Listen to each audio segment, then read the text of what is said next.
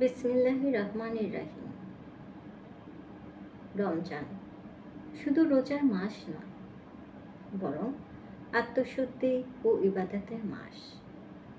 আর এই মাসে 3টি ইবাদত আমাদের জন্য বিশেষ গুরুত্বপূর্ণ: তারাবি, তাহাজ্জুদ ও লাইলাতুল কদর।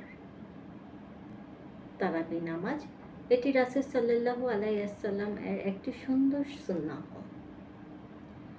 যে ব্যক্তি ঈমান ও সওয়াবের আশায় তারাবি আদায় করবে, তার পূর্বে সব গুনাহ মাফ হয়ে যাবে।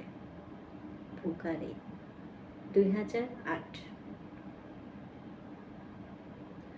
রাসূল সাল্লাল্লাহু আলাইহি ওয়াসাল্লাম এর সুন্নাহ: গুনাহ মাফের সুযোগ এবং কোরআন খতমের বিশেষ ইবাদত।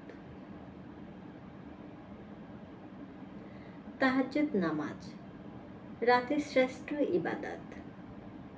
এ সময় আল্লাহ নিজে ডাক দেন, কে আছো আমাকে ডাকবে, আমি তার দোয়া কবুল করব। বুখারী 1145। দোয়া কবুলের শ্রেষ্ঠ সময়, আল্লাহর নৈকট্য লাভ এবং গুনাহ মাফ ও আত্মশুদ্ধি। লাইলাতুল কদর, এটি এক রাতের ইবাদত যা হাজার মাসের চেয়েও উত্তম। এই রাতে বেশি বেশি দোয়া করুন, কোরআন পড়ুন, ইস্তেগফার করুন। হাজার মাসের চেয়ে উত্তম, ফেরেশতাদের আগমন এবং গুনাহ মাফের শ্রেষ্ঠ সুযোগ।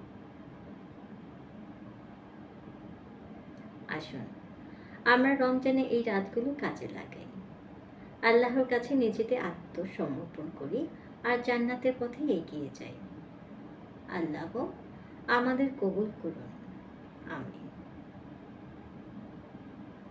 রমজানে ইবাদত মিস করবেন না, শেয়ার করুন, অন্যরা উপকৃত হোক।